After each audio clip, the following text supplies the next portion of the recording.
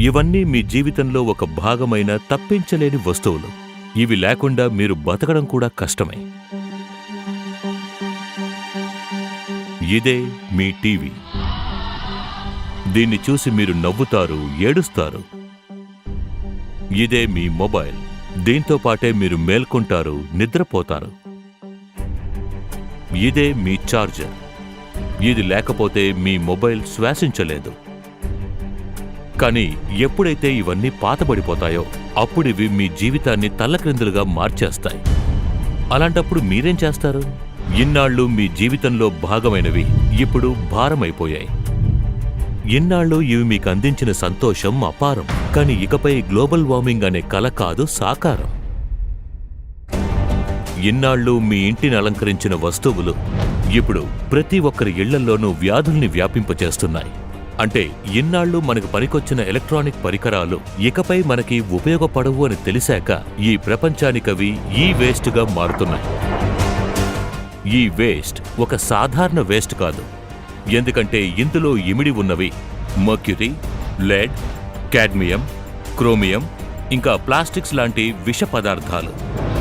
ఇవి మనుషులకి, పర్యావరణానికి ఎంతో హానికరమైనవి. ఈరోజు లక్షలాది మంది ప్రజలు దేశంలో ఈ రంగంలోనే పనిచేస్తున్నారు. నియమాలకు అతీతమైన ఈ రంగంలో దాని అసలైన ఆపదను గ్రహించకుండా విషతత్వం ఉన్న రసాయన మిశ్రమాన్ని చెత్తలోంచి వాడుతున్నారు. అంతేకాకుండా ఈ వేస్ట్లో ఏవే ఉన్నాయంటే బంగారం, వెండి, ఇత్తడి లాంటి అమూల్యమైన లోహాలున్నాయి. ఒకవైపు ప్రపంచంలోనే విద్యుత్ పరికరాలను ఎక్కువగా ఉపయోగించే దేశంగా మన దేశం పురోగతి చెందుతోంది. కానీ మరోవైపు చూశారంటే అంతే మేరకు మన దేశంలో ఈ వేస్ట్ కూడా పెరుగుతూ వస్తోంది. అదేంటంటే ఒకప్పుడు మనం ఒక మంచి పెన్నుంటే స్టేటస్గా ఫీల్ అయ్యేవాళ్ళం. ఒక మంచి వాచ్ ఉన్నా స్టేటస్గా ఫీల్ అయ్యేవాళ్ళం. ఇప్పుడు ఒక మంచి ఫోన్ ఉంటే స్టేటస్. ఈ వేస్ట్, ఈ విషయంలో మనకి సరైన అవగాహన లేదు. ఇప్పుడు మన దేశంలో ఎక్కడ చూసినా పరిసరాల కాలుష్యం. ఎందుకంటే పెద్ద పెద్ద ఫ్యాక్టరీలు వచ్చేశాయి. దానివల్ల నష్టమేంటో మనం తెలుసుకోవడం లేదు. కాబట్టి ఈ వేస్ట్ విషయంలో ఒక విజన్ ఏర్పరచాలి. ఆన్లైన్లో చూపించాలి. అవగాహన క్యాంపెయిన్లు ఏర్పాటు చేయాలి. ఈ వేస్ట్కి ఒక పరిష్కారం కనుగొనాలి. అంటే ప్రభుత్వంతో పాటు కలిసి ఏదైనా ప్రాజెక్ట్ చేసి ఈ వేస్ట్కి సంబంధించినంత వరకు మనం ఒక పరిష్కారాన్ని కనిపెట్టి తీరాలి. అందువల్లే ఈరోజు మన భారతదేశ ప్రధానమంత్రి స్వచ్ఛ భారతాన్ని సృష్టించడానికి ఓ పెద్ద అడుగు వేశారు. అందరూ రండి, ఓ ప్రమాణం చేద్దాం.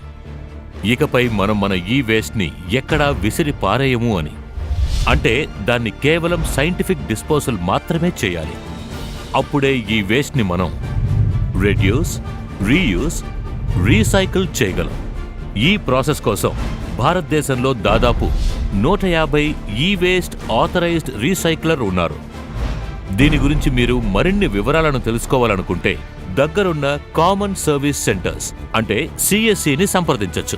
మీరు చేయాల్సిందల్లా మీ ఈ వేస్ట్ అన్నిటినీ పోగు చేసి దగ్గరలో ఉన్న ఈ వేస్ట్ కలెక్షన్ సెంటర్కి తీసుకెళ్లి అప్పగించండి. వారు దాన్ని సరైన చోటుకు తీసుకెళ్లి చేరుస్తారు. అలా ఇక్కడికొచ్చి చేరే ఈ వేస్ట్ వల్ల మన దేశం అద్భుతంగా అభివృద్ధి చెందుతుంది. అంతేకాదు మనుషులకు ఎటువంటి హాని కలుగదు. ఈ కనువిప్పు ఎన్నో వేల మంది నిరుద్యోగులకు ఉపాధిని కల్పిస్తుంది. ఆ తర్వాత మన భారత్ స్వచ్ఛ భారత్గా, ఆరోగ్య భారత్గా మారుతుంది. స్వచ్ఛ్ డిజిటల్ భారత్, డిజిటల్ స్వచ్ఛత వైపు ఒక పెద్ద అడుగు వేద్దాం.